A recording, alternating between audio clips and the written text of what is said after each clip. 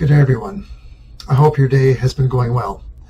We look forward to hopefully seeing a good number of you tomorrow at the very first Seniors Ministry Food for Thought with Lunch event that we've had since February of 2020. I know, 2.5 years has gone by since we've last been able to join together around a table and enjoy some good input as well as some great conversation around a nourishing and a lovely soup dinner with some amazing desserts. I hope that you can make it. We'll be talking together with our co-lead pastors, Sean Branton and Jeff McLeod, and just hearing a little bit more about what it means for them to be co-leading and how that's working out for them and the way that they're finding God gelling that relationship together to lead us as a congregation into the places where God desires and needs to work in each of our lives. So hope to see you there. Today I'd like to focus on just a pretty short reflection, but it's on the prodigal son.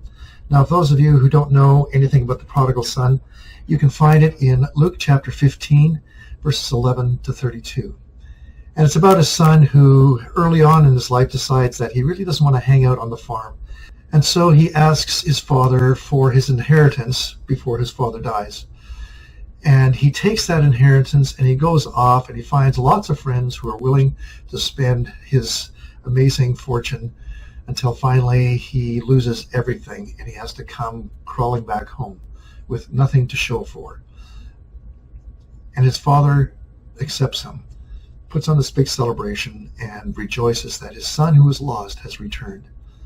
And so I've been reflecting about that story as well as the whole aspect of returning, because that's what the prodigal son story is about.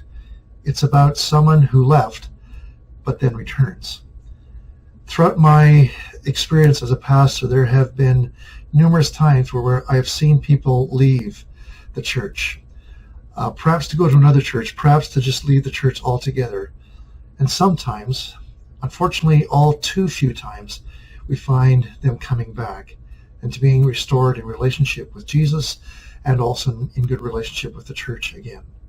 Well, the prodigal son reminds me of that whole aspect of returning over and over and over again.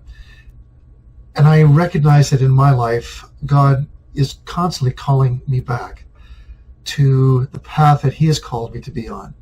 I know, as a pastor, you sort of think, well, don't you know the path you're on? I do, but there are many distractions along the way. And so I realize the importance of listening to God's invitation to return. When my life drifts away from God, I need to return. When my heart moves away from my first love, I need to return. When my mind wanders to strange places and strange images, I need to return. You see, returning isn't just a momentary thing, it's a lifelong struggle. No matter how old you get, there are things which God will prompt you and the Holy Spirit will prompt you to, once again, return. And so whatever you're going through in your life, I know that there are things that we don't want to admit we need to return from.